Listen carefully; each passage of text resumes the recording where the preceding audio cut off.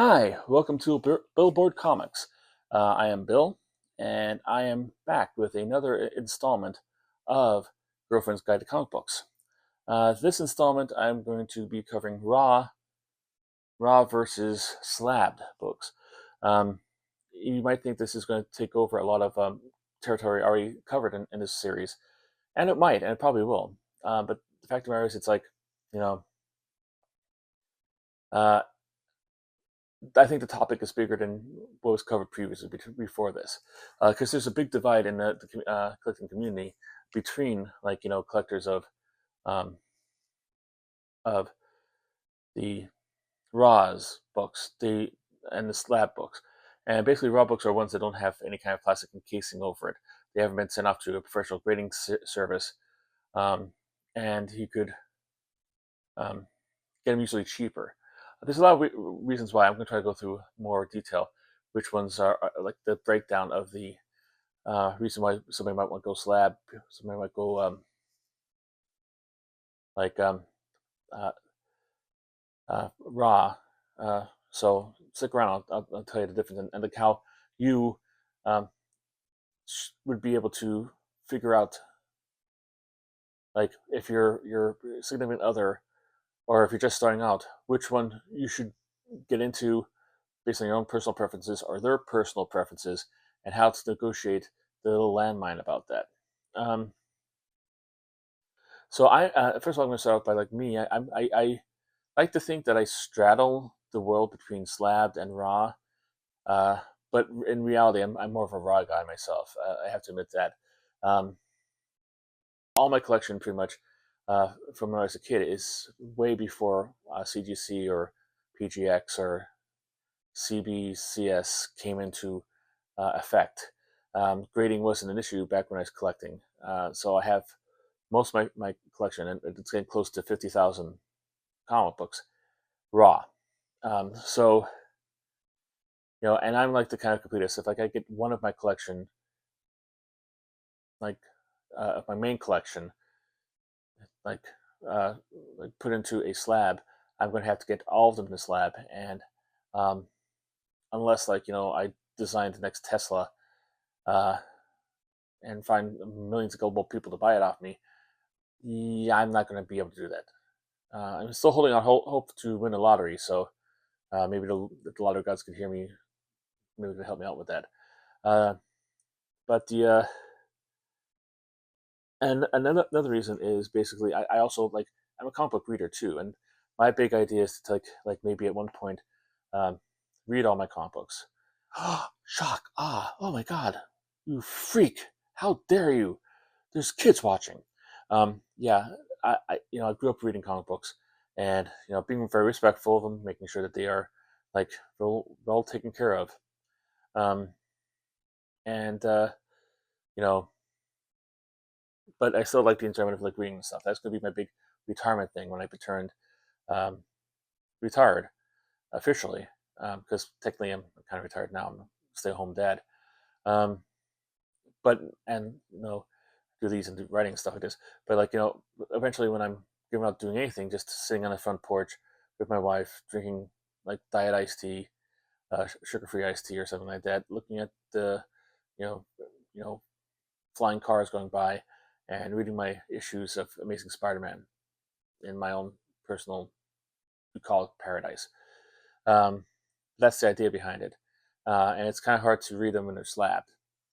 But that's not to say that I haven't slabbed any of them. Um, I've gotten numerous amounts of slabs in my collection. I got a big hunk of it because one time when Wizard World was doing cons, they did a foray into New York. The first New York show was at this pier on the west side of the Manhattan Island, and I went in there, and as part of like we got I think got the VIP package. Part of the VIP package was basically they gave you a whole bunch of signed variants and and slabbed. So I got and it's like good ones too, like kind of like a lot of it's their stuff. Like they had their Wizard World, X-Men's World End #1 there. But they also had like the Death of Superman, Wizard World California exclusive, and that goes for a couple $100 on there online. And I think a third printing of the Obama issue of the Amazing Spider-Man. That goes for quite a bit of money online.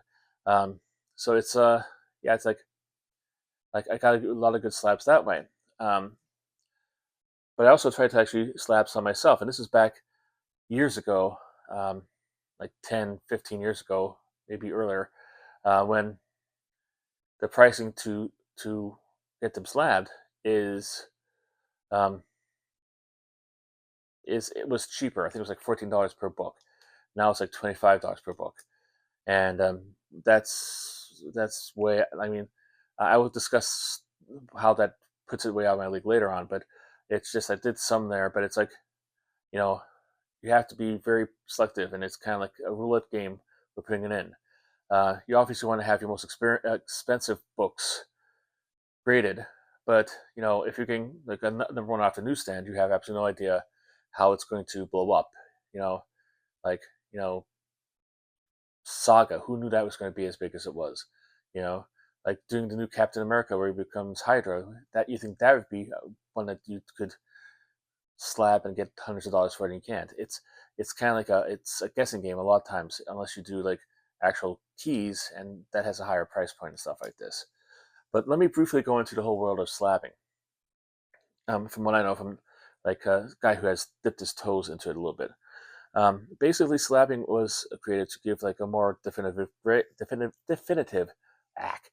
grade to your comic books, and also to preserve them. I believe they're pretty much hermetically sealed in the plastic slab, um, and that keeps them like if the slab says on top it's 7.0, that means it will stay 7.0 inside there for the rest of your life. Unless it cracks open or breaks open or something like that, gets in there, it gets damaged somehow. It's a certain amount of trust and quality and assurance that your condition is that. This is especially handy in like the world. It's no coincidence that the graded comics came up around the same time eBay did, because mailer comics have been around since the '60s, probably even earlier. Like just collectors who have extra issues hanging around, and they put ads in like trade publications, and they send them out to, oh, this is going to be very good. Is this going to be good? Um, and it's just typewritten memos. There's no pictures, no nothing. You're going on faith with them, and if they're and it could be just that they're honest, but their version of very good is different than your version of very good. Your version of very good is more of a is more in better condition than their version of very good. And you end up being disappointed, and like the introduction of eBay had a whole lot more people, but it had pictures and stuff like this. But it's still hard to tell from pictures. I posted a couple of weeks ago a haul video about so I got some books that had some serious water damage in it from a flat rate box from Gotham Fifth Comics, and they're all there on the video, but I still couldn't see it because it was tiny on my screen, and I wasn't paying close attention, and my eyesight is crappy too, so that doesn't help. That's three there. So there's no guarantee you'd get the value they're saying on there, unless you have it slabbed. Having slabbed means that if he's claiming it's going to be 9.0 and the slab has 9.0 in the upper left hand corner, it's a 9.0. You don't have to worry about like you know like like it being a different grade than what he promised. So you got that there. However, you do have to worry about it actually being a 9.0. One of the things that kills me about CGC, it's supposed to be kind of like the end all be all of grading. This is the official demarcation of pardon my hair of final declarator of value, final declare um, of condition and quality, and you can send the same book in twice and get two different grades. Supposedly, how the system goes is like you send it to CGC, it's seen by at least two people. Two different graders get there, they compare their notes, and they came up with a grade, and they give it to you. Um, so, uh, you know, that's nice, but it doesn't explain the whole fact that, like, you see a lot of like the haul videos and saying like they're cracking it up. This is 9.2. I thought this was 9.6. Oh, this is definitely 9.6. What's the problem with it? I don't see a problem with it. I'm going to crack this and send it back in. And then they have another video 2 weeks later. Oh, got back from there. It's a 9.8 now. See, I was right. Um, you shouldn't have that. If you're a grading company, you should have some consistency. I mean, would it be annoying to actually make a whole sliding scale spreadsheet for everybody to use for listing all the physical defects on a comic book and how much they take off from a comic book? I mean, you have a 10-point scale using the decimal system, and it you could put any kind of it just boggles the mind. But on top of that, CGC especially has had some recent issues of um, controversial issues. Um, it is kind of like there was a big controversy about them swapping out books. Um, I think I don't know exactly the details about it, but I think some were saying books to be like kind of like recased, because sometimes the cases break, they get dirty. You want the newer stuff like this. You just want to have it recased. And there's a Mark Jewelers. Some people at CGC were taking out the Mark Jewelers one version, and they had like a copy of, let's say, Amazing Spider-Man number 252, and they just put a regular copy of that in, and kept the Mark Jewelers for themselves, and then put that through the whole process and got that graded. So now you have made two copies of Mark Jewelers out of one, and the other one isn't really Mark Jewelers, but since it's sealed by CGC, nobody will ever be able to tell. Um, which is kind of shady because Mark Jewelers are usually more expensive and more in demand than regular books without them, um, and so you basically just you know gaming the market for your own gain. Um, Another one I think that came in, I think is they tried to change the packing material of how they packed it in there, and the way they did it, they changed like the it's like the plastic slab is on the outside, and inside is your comic book inside a plastic bag, which is to like another layer of protection, but just to like keep it safe and like, centered in the actual bag. Um, but some people were saying like they changed that out to stop people from swapping stuff out. I don't know what that is. You look around on the internet, you'll be able to see that. But whatever they changed caused the book to be like banana shaped. They call it Banana Gate. It's if it's still like a 9/8, it's still rated a 9/8, but inside, like see like the bow in there, and over time, eventually that bow would become permanent. And if you had it grade again, if you had to break it out and have it grade again, it would cost you. The grade would go down if you know, they redid it, they regraded it. Um, so like a lot of people, and you think like those two things alone would keep a lot of people from ever like cause CGC to go under, and nobody used them, but no, they're still going strong. They are the industry standard. They are like the big dog in the room. They're the 800-pound gorilla. They are the big show. They are Andre the Giant. They are unstoppable. They could do all those mistakes. They could, not give correct grading. You have to go back 3 times to get the correct grade that you want. They could do that kind of thing where they do shady stuff behind the scenes. You could do stuff where they're ruining the books by putting them in there, but people still go through them because buyers still buy them and sellers make money selling them. So you always get that there, and you always do that.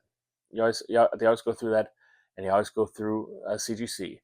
There are others. I mean, there's PGX. There's I think CBCS. I think it's the name of it.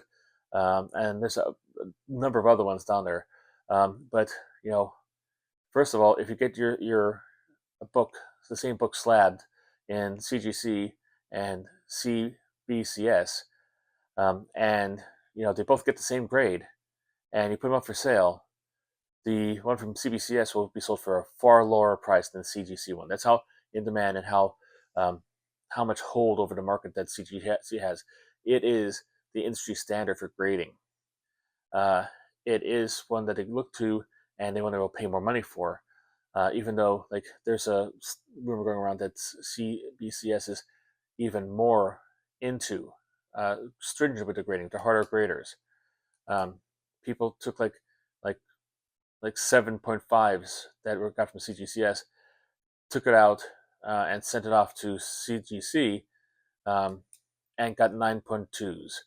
Um, they probably, I mean, like they presented it as that, but they probably did some kind of stuff to clean it, pressed it, or whatever. Um, and I might do a video on that kind of aspect of it too. So, you know, stay tuned for future videos. But briefly, like it's basically you could, if you have a, they have sell these industrial presses. It's kind of like if you've ever been at like a seaside uh, like gift shop, and they have like custom made T-shirts. Like I went to Santa Monica Pier, and all I got was this silly T-shirt. Um, those T-shirts places, they have the big presses you could bring down. They sell them to the public, and certain people have a business about doing it, or you could even, if you have room in your house or basement or whatever, you do it yourself, and you could press the defects out of it. There's certain defects that are pressable and certain that aren't, but it's also everything going from cleaning and stuff like that. I might go into detail about that later on, but they might have done that and put it back there to get the better grade, but they're presenting it as, hey, I sent this out the same way, and it got like CGC is far less stringent on their grading policies and stuff like that. Um, but that doesn't matter. You might be getting a more accurate grade from CBCS, but CGC is still the industry standard. So, and you might think like, well, okay, my boyfriend, husband, girlfriend, mother, father, sister, daughter only likes RAS. So why do I have to be concerned about grading it? Why? Because grading is so prevalent, especially for higher end books, that it's hard to find the keys in good condition unslabbed. See, the whole philosophy around slabbing is basically you have to actually like it has to be worth your while. Now, especially that costs like $25 per per slabbing. Um, you'll need to, pardon me,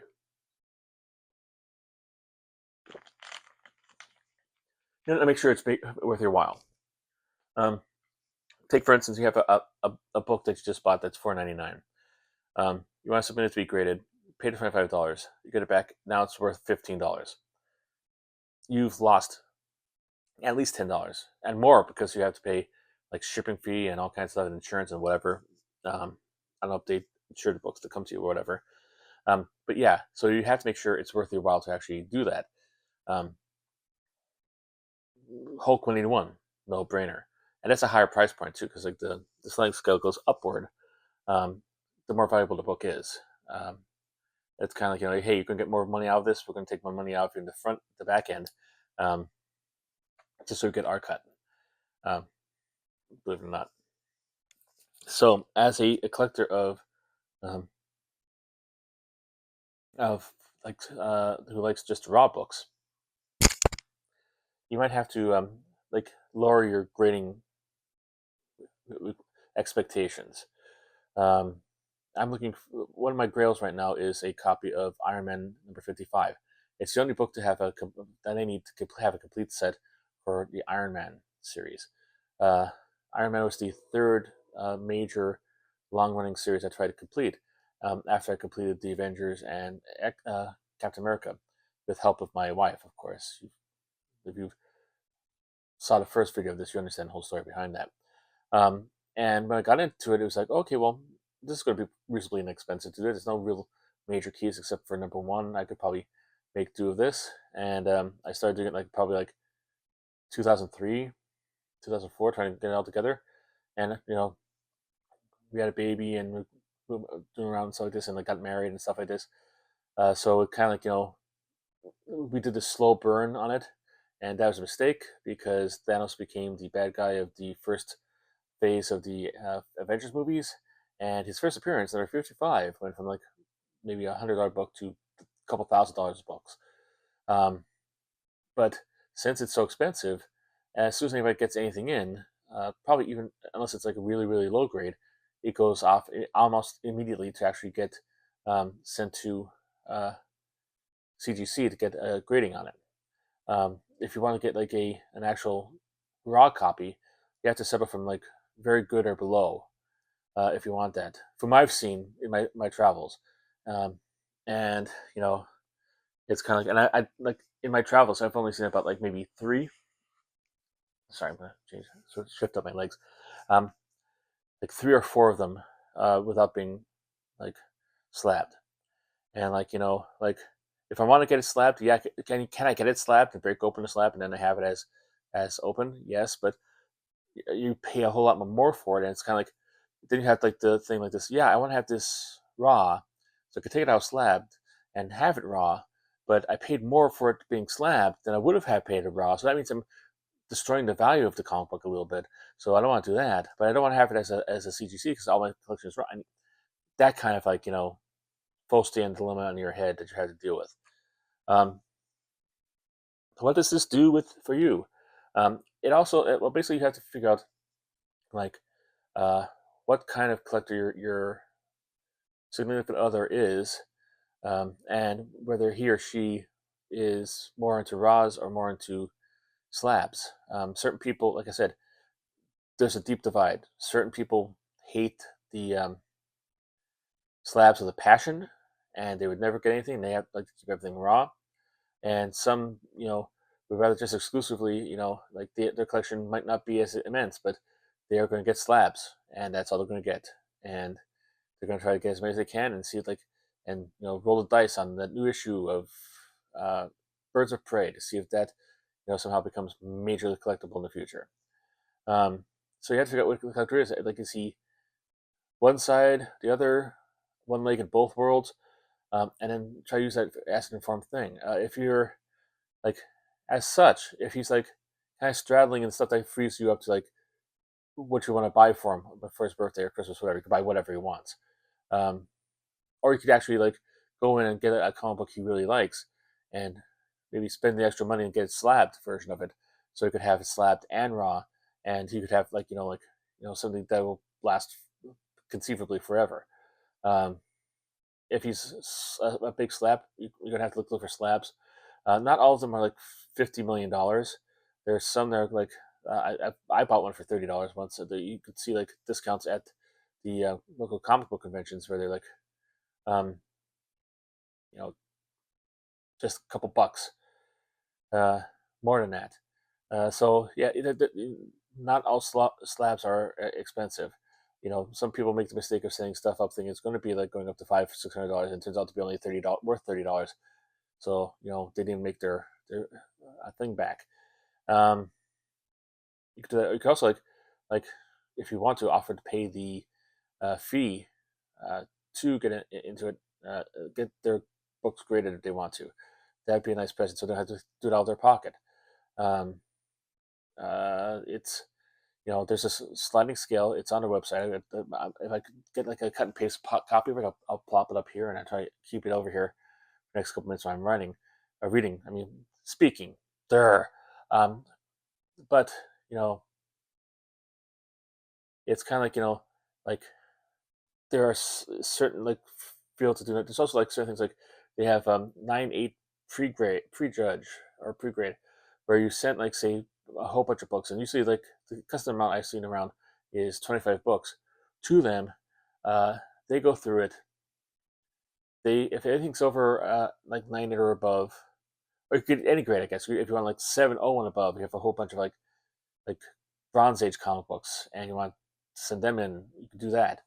I believe, I'm not mistaken, I might be. Like I said, I don't do it. You might have to do more research on this, but I know the 9.8 is the thing. If you want like some people have done 9.6 and 9.2, if you want like anything that's over 9.2 would be automatically slabbed and you'd be charged the full price for it, like from the website. If you like what you call it, if you don't have a 9.8 in there, or less than the base minimum that you would like want, you would have to pay $8 for them to look at it, but they'd ship it back to you without being graded at all. It wouldn't be encapsulated. Then you'd have to like decide whether you want to send it back, try to work on it getting cleaned or whatever, and you know, do it that way. Uh, so yeah, that's it. I think my wrap up about this, like like it's kind of like personally, like you do see a lot of raw comics around, because there's a lot of comic books that just aren't worth the $25 to get graded. Um, but if you have like a long out like like comic book collection that dates all the way back to the '60s, and you're gonna have to worry about like when you get to early issues, the more expensive issues, like we're gonna find them in raw. If you would be willing to pick them up in slab versions, and when you get home, would you like to crack it open or whatever? Um, but let's just just some pitfalls to look out for. Be unaware of like slabbed and raw. Uh, and like right now, it's like CGC. Just keep in mind, CGC is the top dog. We are supposed to get PSA, I think, starting up their own comic book grading service. They're mostly known for grading baseball cards and sports cards and trading cards and stuff like that. So they're coming into the comic book game, and everybody's like, like kind of like, new guy in the playground. Let's see, he looks pretty big. Will he? Will he be? Like, will he be able to take guy at the take down the big boss in a neighborhood, like a playground fight, or will he just go in the back with the rest of the grading things like that? So they're waiting for that to see if they are going to have somebody who has the same kind of respect and um, aftermarket value as CGC books. But that's something in the future.